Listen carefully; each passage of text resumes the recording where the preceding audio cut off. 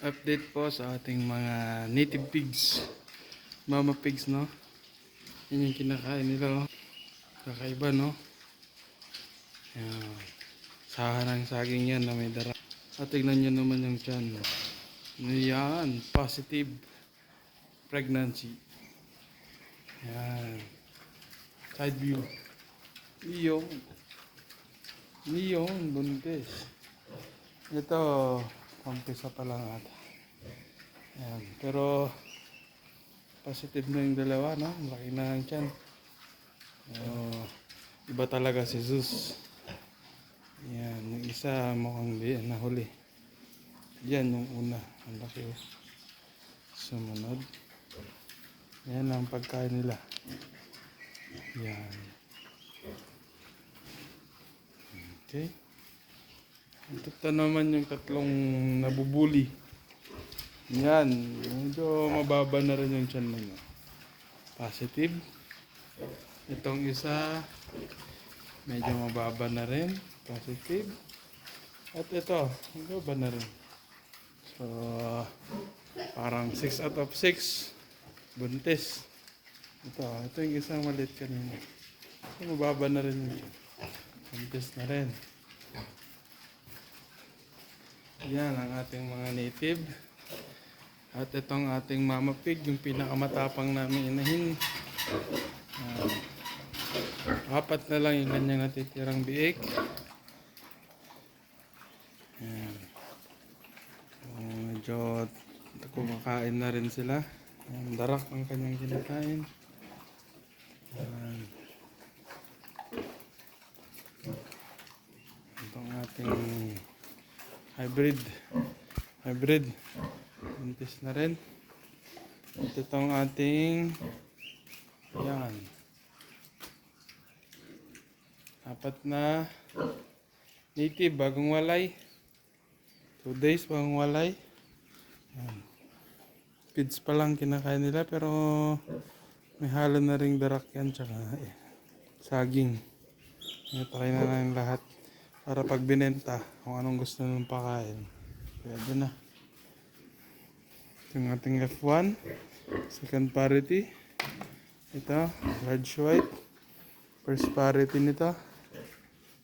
Second parity nito. Apat yun.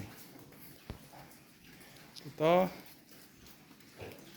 bagong ano to, Zeus sa native. Ano to, Poseidon naman to yung isa. Backcross ng F1 tsaka large white. Gawin nating boar. Yan yung itlog niya. Itong ating petrin, hindi pa naglalandi.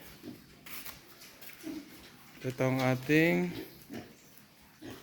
apat na growing stage. Nabenta na to, no? Parang pinaalaga sa atin, paiwi. Okay. Ito to. Iniwan natin anak ng petrin. May dalawang maganda. Mukhang landrace yung kanyang tatay. Magandang gawing inahin. Iniwan natin. Broodsaw tsaka ano to? Darak. Pagkain nila. At ito na. Ating semi-free range. Ito yung nanay nung bagong walay. Sinama na natin kay Zeus. At yung isa, yan, huling kita nyo na dyan. Gilitsunin niya na next week. Birthday ng daughter ko. Yan, pasensya ka na. Pero kailangan. Lalaki yan eh. Yan, ito si Zeus. Yung may puti sa ilong. Ito yung mama pig. Second parity niya yan. Yan, kasi yung dalawang inahin natin magkapatid yun. Yan. Kita nyo guys, may pala doon. Pinapala ng tito ko yung tae nila. Halo-halo na tae, pagkain, non-decompose. Kasi ano yun, sa agriculturist gagawin niya sa ano, pagtataniman niya. Okay. Yun ang update natin.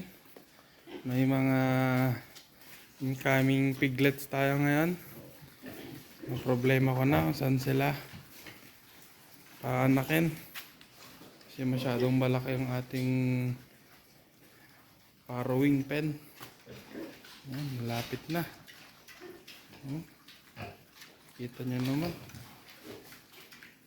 Sumasayad na. Malapit na sumayad sa lupa. Okay. Thank you, thank you.